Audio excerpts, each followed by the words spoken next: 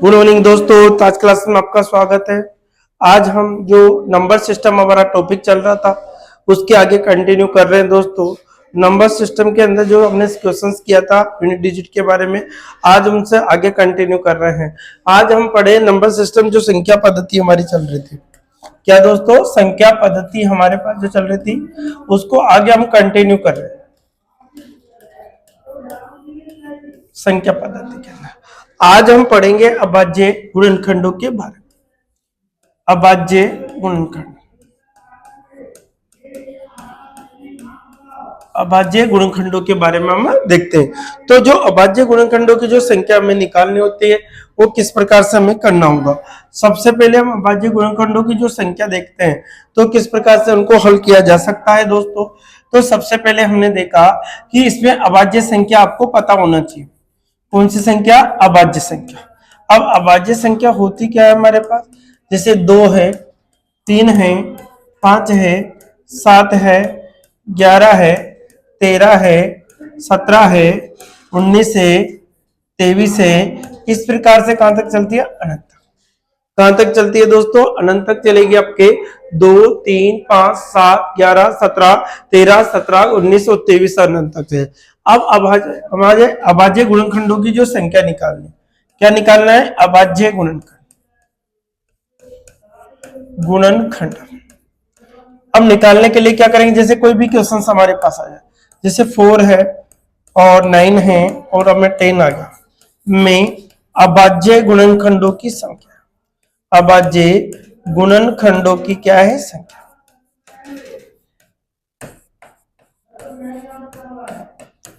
किसकी बात कर रहा है? अभाज्य गुणनखंडों की संख्या है। तो इसके अकॉर्डिंग हम देखें तो इनका अभाज्य संख्याओं को फैक्टर कर लेते हैं। सबसे पहले इनके फैक्टर किस प्रकार से आपको करना है, तो देखिए हम यहाँ 2 into 2 का फैक्टर बनेगा आपके पास। यहाँ पर हम देखें तो 3 into 3 का फैक्टर बना आपका। इसी प्रकार से यहाँ 2 into क्या बनेगा? 5। कितना बनाया हमने? 5 बनाया। तो हमने देखा कि इसके अंदर जो टोटल फैक्टरों की जो संख्या है, अभाज्य गुणनखंडों की संख्या कितनी आएगी हमारे पास? 1, 2, 3, 4, 5 और 6। कितनी होगी दोस्तों? 6 होगी। देखो 1, 2, 3, 4, 5 और 6। टोटल जो अभाज्य गुणनखंडों की संख्या हमारे पास आती है कितनी होगी दोस्तों? 6। कितनी होगी? 6। अर्थात इसका आंसर कितना होगा आपका? 6 होगा। इसी प्रकार से हम देखें और भी, जैसे अभाज्य गुणनखंडों के अकॉर्डिंग और सवाल ले लेते हैं। जैसे हमसे कहा गया 91 है, 17 है, 19 है, 25 है, में अभाज्य गुणनखंडों की संख्या होगी। अभाज्य गुणनखंडों की क्या होगी? संख्या होगी। तो सबसे पहले हम देखें तो आपको जो टेबल याद होना जरूरी है, वो टेबल के अंदर आपको अभाज्य संख्याओं में कन्वर्ट करना भी आपको आना चाहिए। तो देखिए टेबल के अकॉर्डिंग हम 13 into 7 होता है, 13 कितना होता है? 91 होता है आपका। 19 एक कुछ अभाज्य है, सॉरी 17 एक अभाज्य संख्या है, 19 एक अभाज्य संख्या है और 25 के हम फैक्टर कर सकते हैं 5 into 5। तो 5 भी एक क्या है? आपकी अभाज्य संख्या है। कितनी है? अभाज्य संख्या। अब टोटल यहाँ पर हम फैक्टरों को देखें तो टोटल कितने फैक्टर होंगे? देखिए तो 1, 2, 3, 4, 5, 6। टोटल कितने फैक्टर होंगे? 6। अर्थात इसका आंसर जो हमारे पास निकल के आएंगे, टोटल अभाज्य गुणनखंडों की जो संख्या है हमारे पास वो कितनी होगी दोस्तों? आपकी 6 हो गई। कितनी हो गई? 6। इसी प्रकार से हम नेक्स्ट क्वेश्चन हम देखें तो क्या स्थिति हमारे पास बनेगी। जैसे हमने 20 ले लिया, 50 ले लिया आपको। इसी प्रकार से आपने जैसे 25 ले लिया, 15 ले लिया, 35 ले लिया, में अभाज्य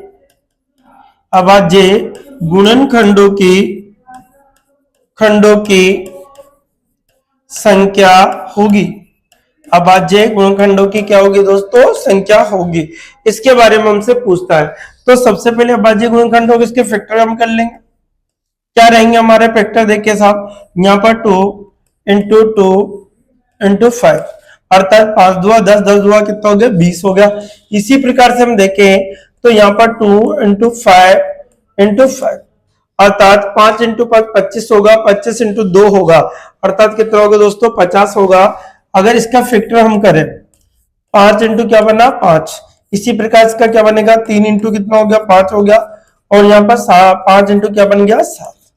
अब इन सभी के हम फैक्टरों को देखें तो इसके टोटल कितने फैक्टर हमारे पास बनते हैं, इसके अकॉर्डिंग हम देखते हैं। तो देखिए दोस्तों, 1 2 3 4 5 6 7 8 9 10 11 12, अर्थात टोटल जो फैक्टरों की संख्या हमारे पास आती है वो कितनी होगी दोस्तों, 12 होगी। कैसे, 1 2 3 4 5 6 7 8 9 10 11 और 12, टोटल जो अभाज्य गुणनखंड निकल के हमारे पास आए वो कितने हुए दोस्तों, 12 हो गए। कितने हो गए हमारे पास, 12। इसी प्रकार से हम आगे नेक्स्ट क्वेश्चन एक और ले लेते हैं।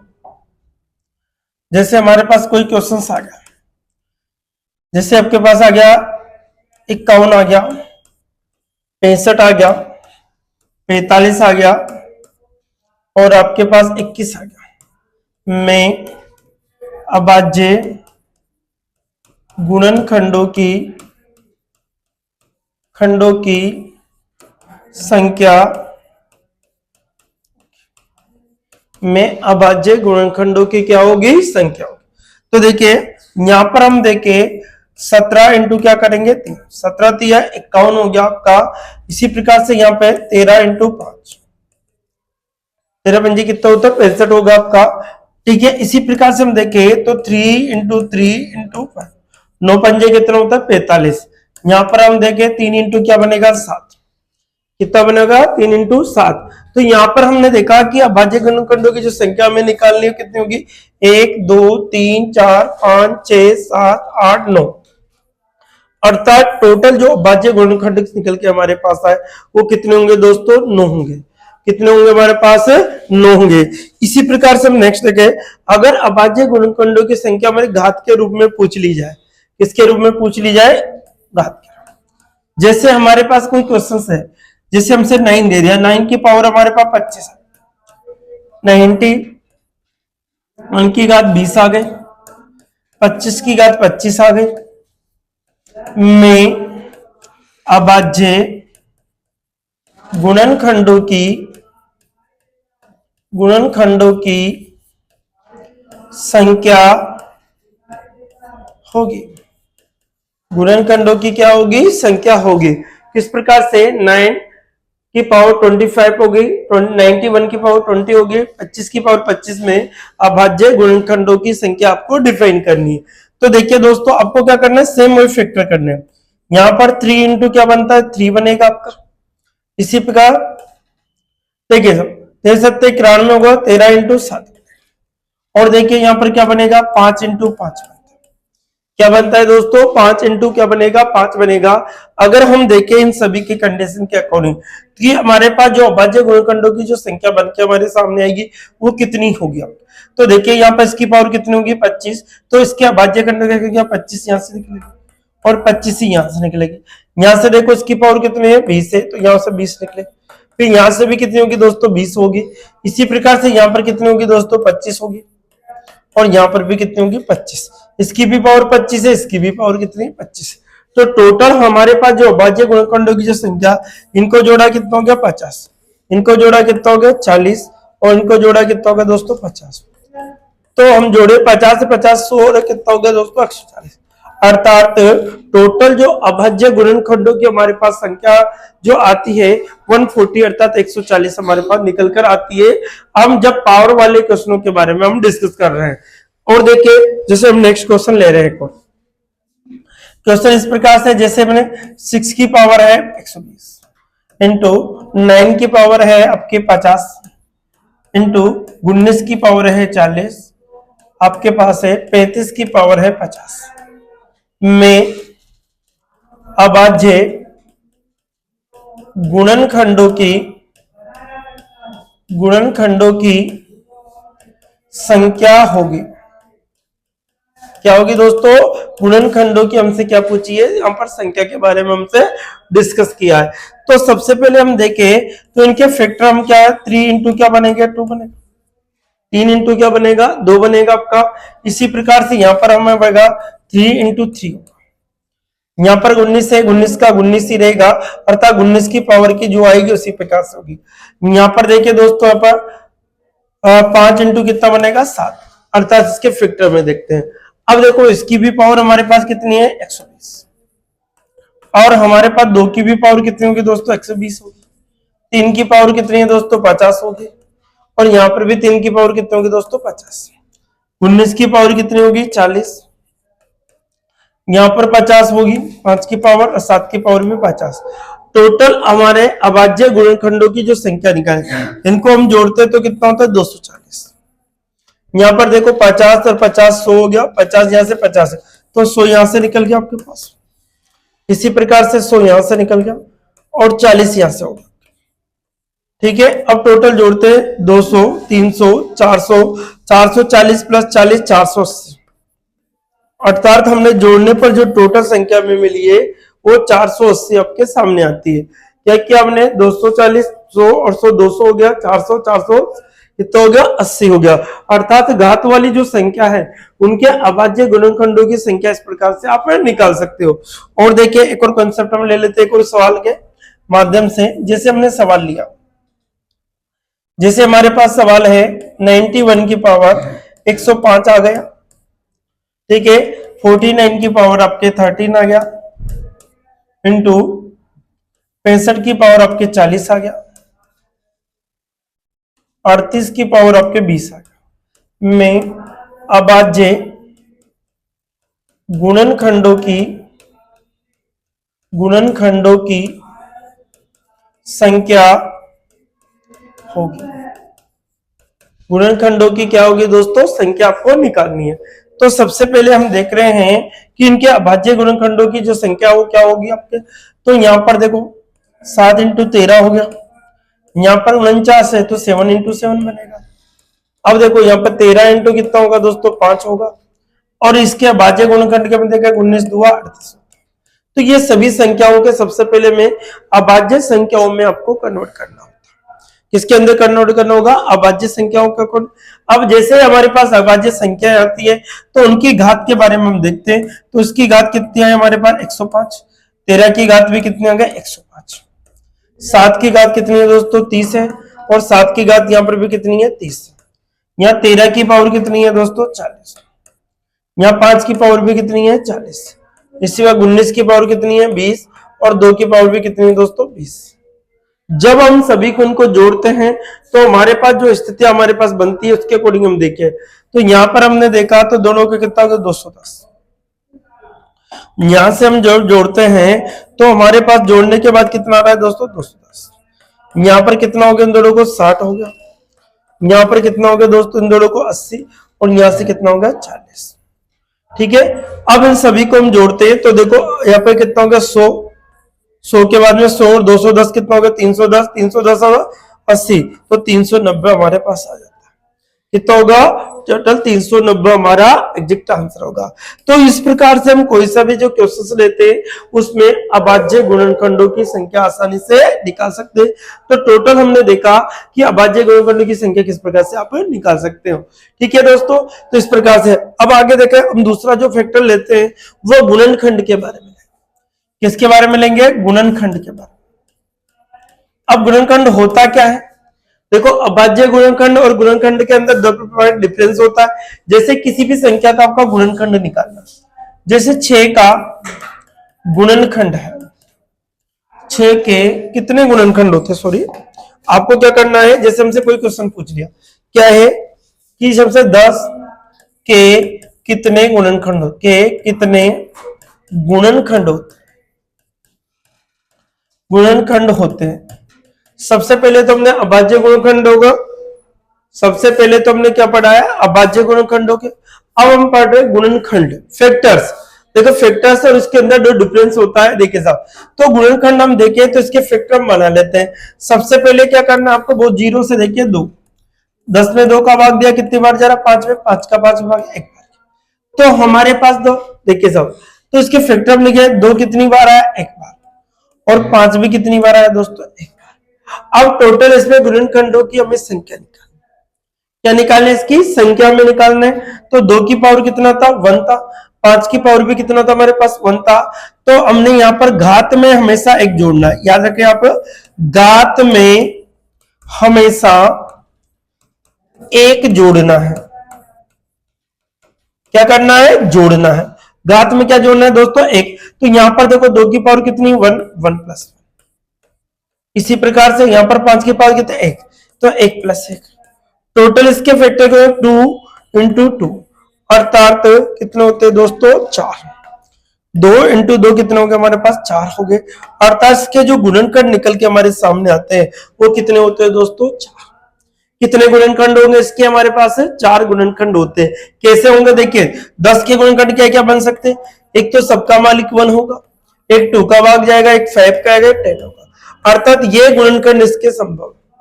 तो हमने टोटल जो गुणनखंडों की जो संख्या देखी वो इसके अंदर कितने गुणनखंड होते हैं दोस्तों हमारे पास 4 गुणनखंड। वो गुणनखंड कौन से 1 है, 2 है, 5 और 10 इतने।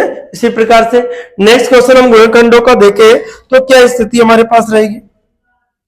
देखिए साहब जैसे हमने देखा क्वेश्चन देखे गुणनखंडों के बाद, जैसे हमारे पास आ गए 20 के कितने गुणनखंड है। अब देखो सबसे पहले तो हम गुणनखंड सीख रहे हैं, अब इसके जस्ट बाद में इसको कंटिन्यू करते हुए जैसे सम गुणनखंड कितने हैं, विषम गुणनखंड कितने हैं, इसके बारे में हम चर्चा ही करेंगे इसके बाद में। अब देखो सबसे पहले हमारे पास 20 है, 20 के फैक्टर किए हमने, 2 का बार कितनी बार गया 10 बार, फिर 2 का गया कितनी बार 5 बार, फिर 5 का गया कितनी बार 1 बार। तो हमारे पास सबसे पहले हमें देखना होता है कि कौन सी संख्या कितना। अब देखिए दोस्तों 2 कितनी बार आ रहा है हमारे पास, 5 कितनी बार आ रहा है 1 बार, 5 कितनी बार आ रहा है 1 बार। जब हम गुणनखंड करते हैं तो 2 बार आता है, 5 1 बार आता है, तो इस प्रकार से हमें निकालना हो। तो मैंने क्या सिखाया आपको कि जब भी आपको गुणनखंडों की संख्या निकालना होता है तो घात में 1 जोड़ दिया जाता है। तो यहां पर हम देखें 2 + 1 होगा आपका। इसी प्रकार से यहाँ इसकी घात कितनी है 1, 1 + 1, हमेशा कितना जोड़ना है 1 जोड़ना है। यहाँ पर कितना होता है 3 और यहाँ पर कितना होता है 2। जब हम इनको देखता है तो दोनों को मल्टीपल करने पर हमारे पास 6 आता है। तो टोटल यहाँ पर जो गुणनखंडों की जो संख्या निकल कर आ रही है हमारे पास कितनी होगी दोस्तों 6। कितनी होगी 6 हो गए आपके पास। अब देखिए इसी के अकॉर्डिंग हम देखें अब टोटल जो सवाल के अंदर सम गुणनखंड कितने होते हैं, विषम गुणनखंड कितने होते हैं, इसके बारे में देखते हैं।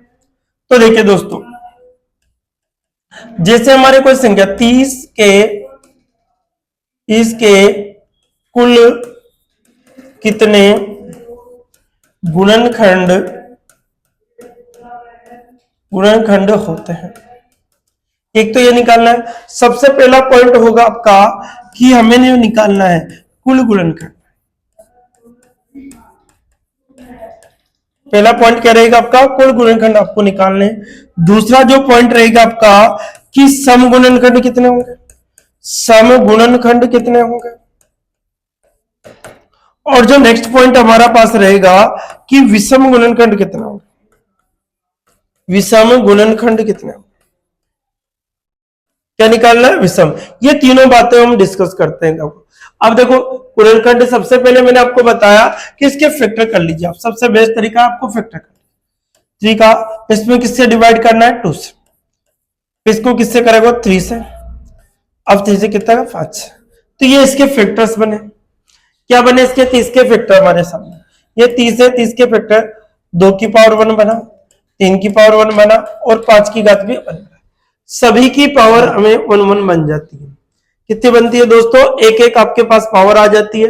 तो हम जो गुणनखंडों की कुल संख्याएं निकालते हैं तो मैंने आपको बताया कि घात में हमेशा कितना जोड़ना 1, घात में कितना जोड़ना है दोस्तों 1 + 1 करेंगे। यहां पर इसकी घात भी कितनी 1 + 1 कर देंगे, यहां पर इसकी घात भी कितनी है 1 + 1 करेंगे। ये हमारे पास हम निकल के आते हैं। तो हम जब देखते हैं इनको सभी को तो हमारे पास 2, यहां से भी कितना होगा 2 और यहां से भी कितना होगा 2, तो 2 दूआ 4, 4 दूआ कितना हो गया 8, अर्थात टोटल जो 30 के अंदर होंगे वो टोटल गुणनखंडों की जो संख्या हमारे पास निकल के आती है वो कितनी होगी दोस्तों 8 होगी।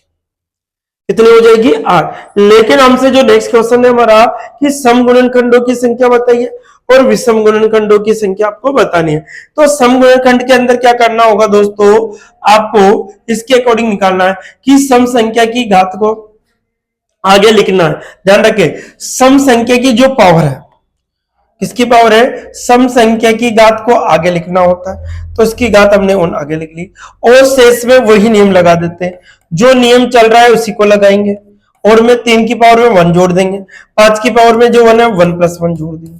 तो हमारे पास क्या करना है आपको, जब भी सम गुणनखंड निकालने हो सम संख्या की घात को आगे लिखना होता है, सम संख्या की घात को कहां लिखना होगा, आगे लिखना होगा।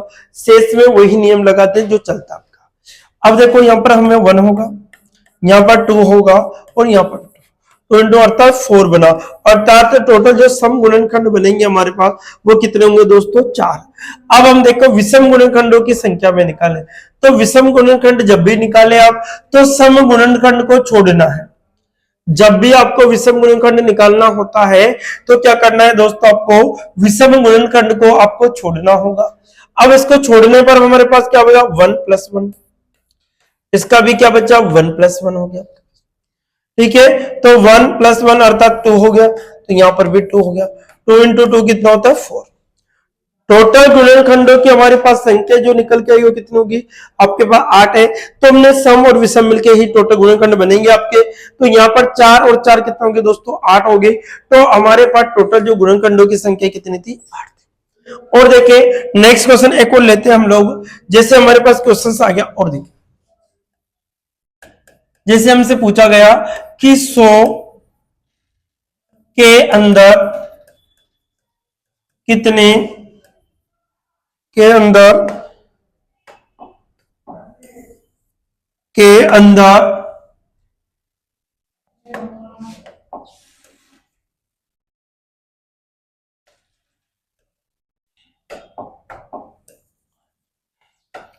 100 में कितने गुणनखंड होते हैं, ये आपसे है। लेकिन हम टोटल निकाल के देखें, सम कितने होते हैं, विषम कितने। सबसे पहला हमारा क्वेश्चन है कि कुल गुणनखंड हमें निकालना है, कुल गुणनखंड हमें निकालना है।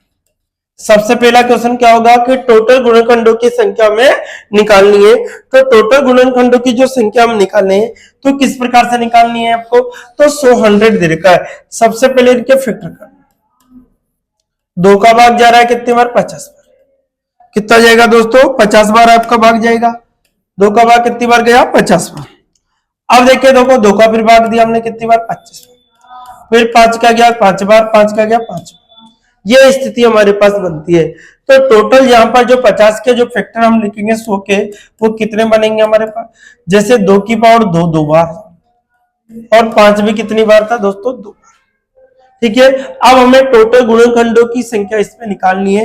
तो सबसे पहले मैंने क्या बताया कि घात में 1 जोड़ना होता है। क्या जोड़ना होता है दोस्तों, घात में 1 जोड़ना होगा। तो यहाँ इसकी 2 की घात कितनी है, 2। 2 में क्या करें, 1। इसी प्रकार से हम देखें यहाँ पर भी 2 में 1 जोड़ेंगे, 2 में क्या जाएंगे, 1।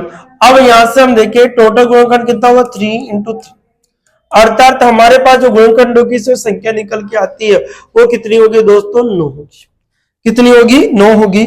इसी प्रकार से हम सेकंड क्वेश्चन, सम गुणनखंड आपको निकालना। क्या निकालने दोस्तों, सम गुणनखंड। सम गुणनखंड निकालने के लिए क्या करना होता है कि जो सम संख्या की उसको घात को लेना होगा। सम संख्या की घात हमने एज इट इज ले ली, आपके पास 2 है, और बची हुई संख्या में वही नियम लगाने जो चल रहा था हमारे पास। बची हुई संख्या कितनी थी, 5 की पावर 2 थी, 2 में +1 करके वही नियम लगाना। सम गुणनखंड निकाले, सम संख्या की घात में कितना होता है, जो जितनी घात होगी उसको लिखना होता है।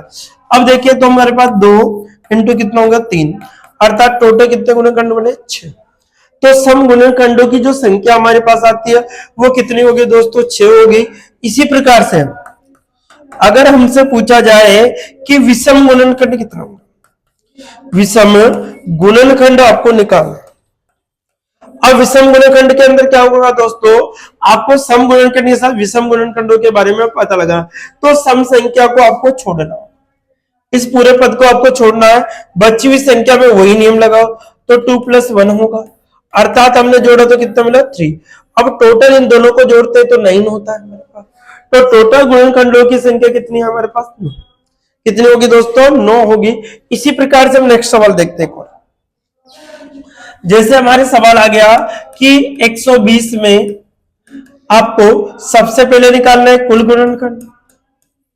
कुल गुणनखंड निकालना, गुणनखंड आपको निकालना है। सबसे पहले क्या निकालना है, कुल गुणनखंड।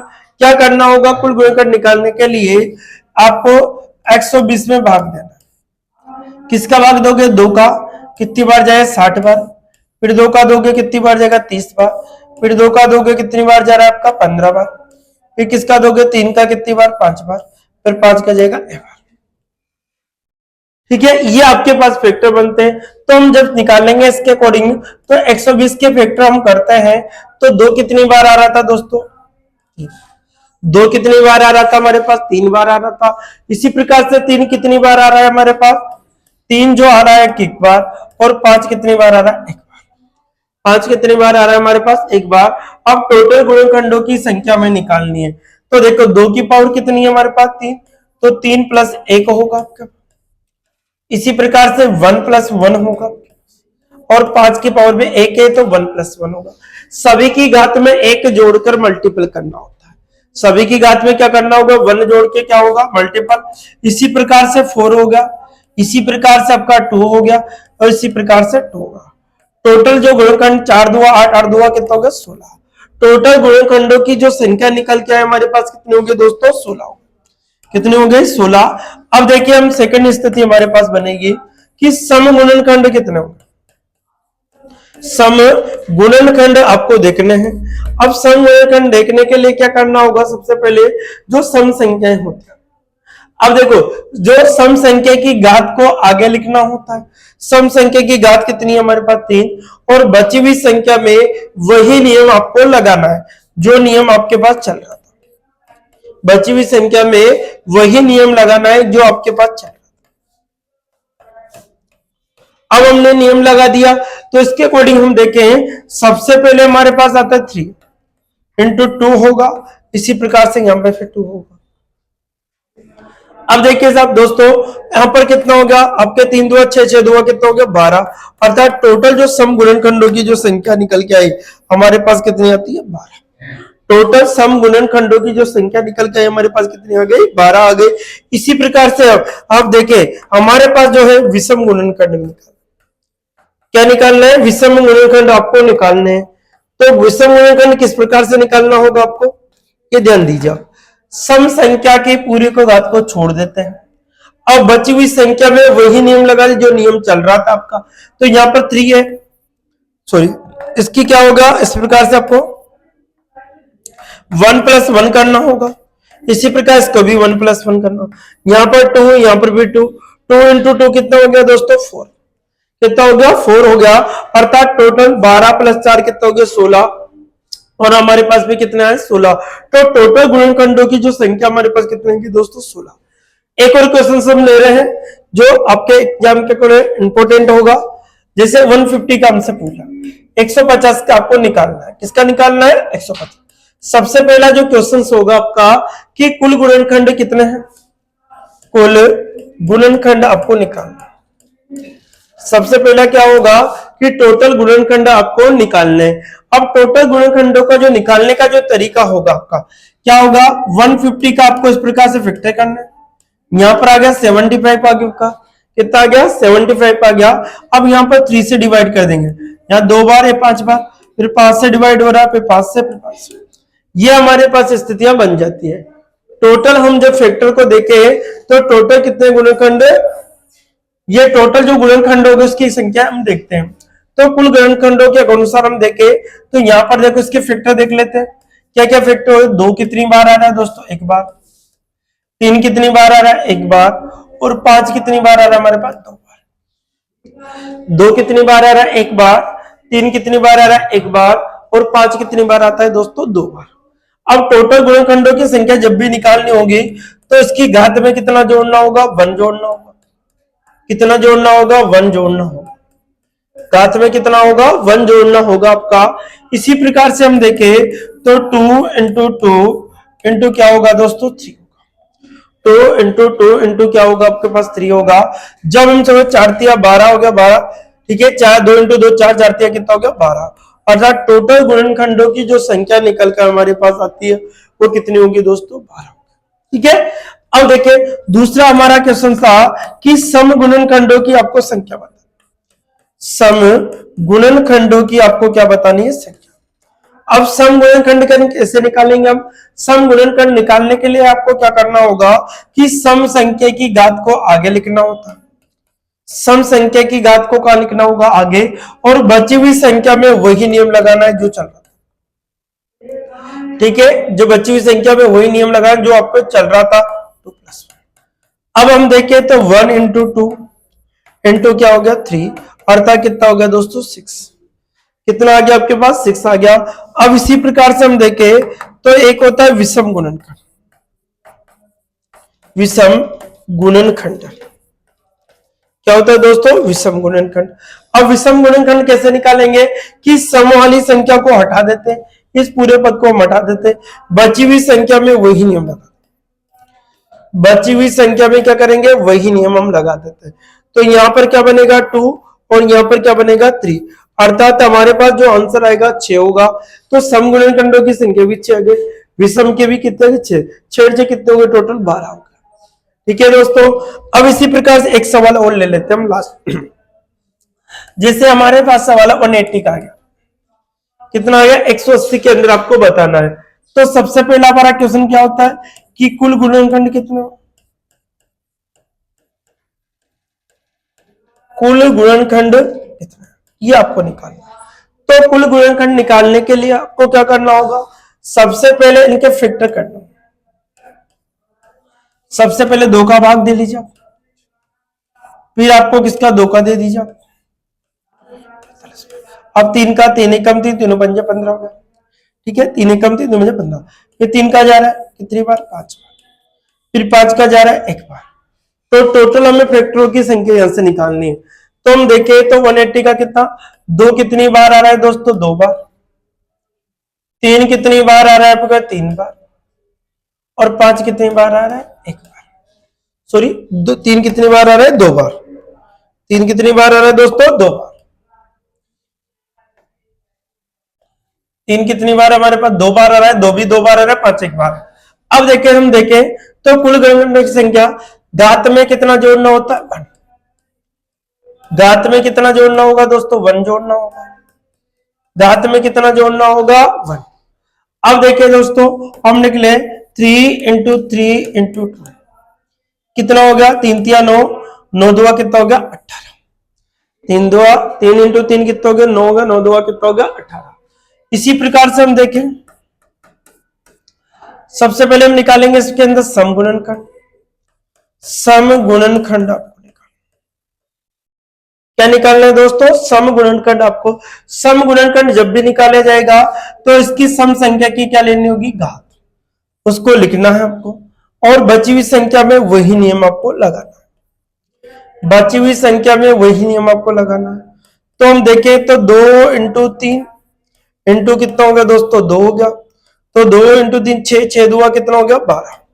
अर्थात टोटल जो कितने आते हैं हमारे पास सम गुणनखंडों की जो संख्या निकल के आई वो कितनी होगी? 12। अब देखिए साहब, अब क्या निकालना है? विषम गुणनखंड आपको निकालना। क्या निकालना है? विषम गुणनखंड। विषम गुणनखंड।